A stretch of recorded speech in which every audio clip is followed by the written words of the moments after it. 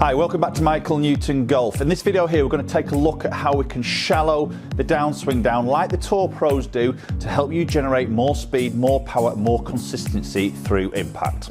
Okay, so we're going to talk a little bit about shallowing this shaft on the downswing, and we see many of the Tour Pros doing this sort of movement, some more than others. For example, like Tommy Fleetwood, maybe Rory McIlroy. You see those guys really do that pronounce of that shallowing down. But you'll see all players, if you ever go on YouTube for a great example there, just put any golf tour player in slow motion swing, you'll see loads of videos come up and you'll see them all generally make this little softening of this shaft.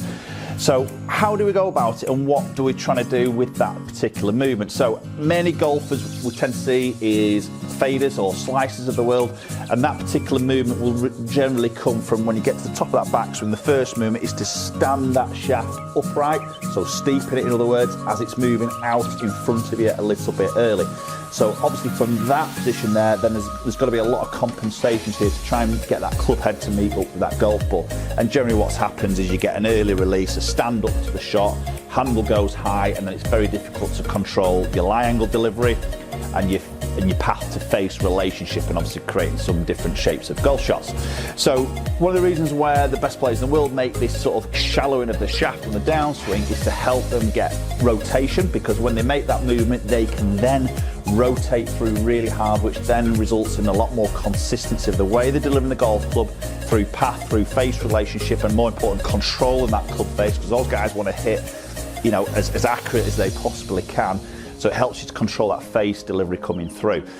So how do we sort of go about changing that? If you're a player that maybe slices it, maybe stands that shaft upright on the downswing, how do you actually go about making that swing a little bit shallower in that transition? So talking about the transition is basically when you move from the upswing and start the downswing. That's that transitional period, and that is generally the part where you've got to work on this movement, and this is where that stand of the shaft tends to kick in. So if we can get to the top of that backswing here, and what I want you to try and have a little feel of or a check on is what that right elbow is doing at this part of the golf swing. Now again, many golfers will get that elbow flying a little bit, okay, and when that sort of elbow flying, the sort of more power movement is that way. Okay, it's not a down movement like that, it's more of that movement. So if I get to the stage and I get that elbow flying a little bit and I make that movement, there you go, you can see the hands are moving out in front of me, but I'm also standing that shaft quite upright. So the first bit I want you to have a little look at is that right elbow.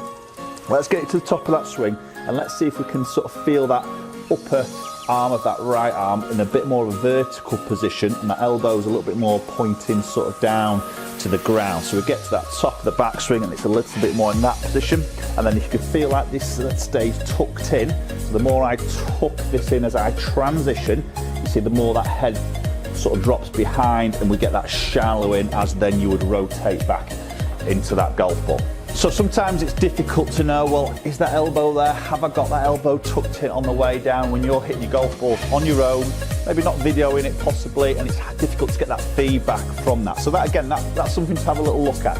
So to give you a little tip to give you a feel of that movement is, and this is a great little one to work on and very easy, everybody can do this, is basically get 2 irons.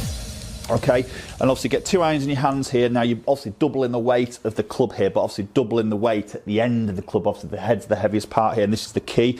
So again, as you work this up to the top of that backswing there, you're going to allow this mass, this extra mass that you've got at the end of the shaft in terms of the club head, you're just going to let that mass sort of drop down behind you. Okay, so try and relax the arms here and just let that mass take over, and you'll feel that club sort of just start to drop a little bit more on that downswing. Okay, so maybe do some slow swings to start with, get a feel for it, and this is what it's all about, is getting a feel. Obviously you can track the movement a little bit with your eyes as you look back. You're going to feel that sort of drop down, that extra weight drop behind you, then as you rotate to bring the club through. So you can do this slowly for quite a number of swings just to get a feel for it, and then start to build the speed up a little bit. Okay, so start to build it more up through and eventually into your normal sort of full spin. I'm guessing you won't get to full speed with 2 clubs in your hand because of the weight of it, but you'll start to really get there eventually. Okay, so just starting to build that speed up. Okay, and then eventually you can obviously take the second club out of it and just do some swings just with one club. And obviously straight away here, this club feels really light because I've had two clubs in my hand, but it gives you that feel of getting that first movement there, and then from there I can turn, which will then present that club head out in front of me to that golf ball. So once you've done that movement a few times, we can now put a ball in there and try and get that same feel, same movement, up to the top, keep that elbow in, let that head drop down, and then you can turn and rotate through impact.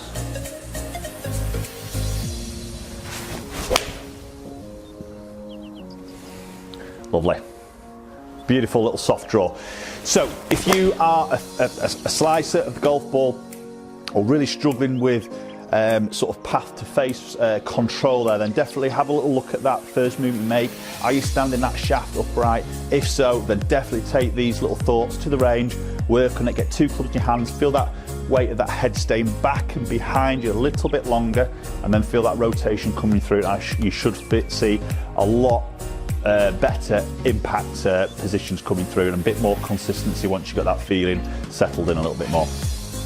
Okay guys, thanks so much for watching. Hope you found this video interesting and the tips are helpful. If they are, comment down below, let me know your thoughts, or give me some other ideas as maybe how you